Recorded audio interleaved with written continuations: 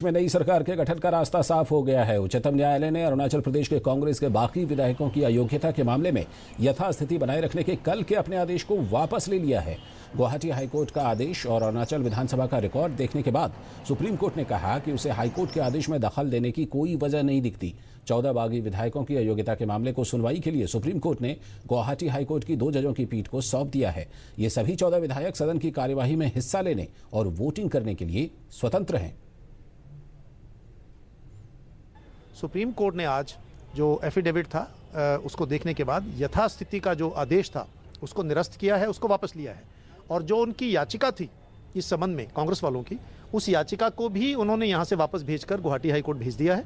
इसलिए यथास्थिति आज निरस्त होने के बाद नई सरकार के गठन की प्रक्रिया पुनः प्रारंभ हो जाएगी। अब केंद्रीय मंत्रिमंडल पहले से ही माननीय राष्ट्रपति जी को ये सिफारिश कर चुका है कि वो राष्ट्रपति राज को वापस करें, और राष्ट्रपति जी के हस्ताक्षर होने के बाद, उनकी मंजूरी मिलने के बाद, माननीय राष्ट्रपति जी की मंजूरी के बाद ये राज्यपाल के पास मामला जाएगा और फिर राज्यपाल अपने विवेक में नई सरकार के गठन की प्रक्रिया तुरंत शुरू करेंगे। और इस खबर पर और ज्यादा जानकारी के साथ हमारे साथ जुड़ रहे हमारे संवाददाता विकास सारथी। विकास, जिस तरह से कि केस का मेरिट देखने के बाद सुप्रीम कोर्ट ने अपने ही कल के आदेश को वापस लिया है, अब आगे गुवाहाटी हाईकोर्ट में क्या? देखिए, बिल्कुल अनिश्चितता की जो स्थिति थी वो राजनीतिक अनिश्चितता खत्म हो गई है। कल कोर्ट ने इसलिए स्टे दिया था क्योंकि कांग्रेस की ओर से कहा गया था कि जो परिस्थिति है वो अभूतपूर्व है।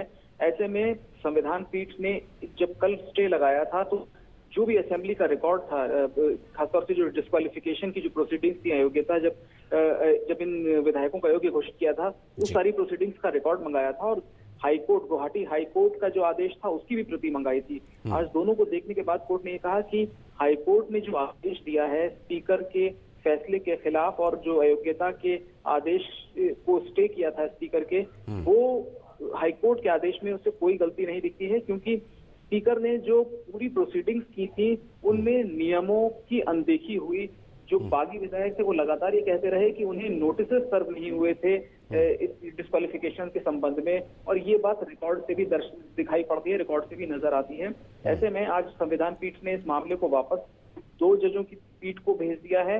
वो डिसाइड करेगी डिस्क्वालिफिकेशन का मसला, लेकिन ये सभी 14 बागी विधायक बाकी सामान्य विधायकों की तरह वोटिंग देने में, मंत्री बनने में और जो भी प्रोसीडिंग्स है उनमें भाग लेने के लिए पूरी तरह स्वतंत्र हैं। ऐसे में एक ये बड़ा सेटबैक कांग्रेस के लिए है, क्योंकि कल जब स्टे मिला था तो ये लगा था कि किसी तरह से ये मामला कांग्रेस को कुछ राहत देता हुआ दिखता है। चलिए, बहुत बहुत शुक्रिया विकास इस पूरी जानकारी के लिए।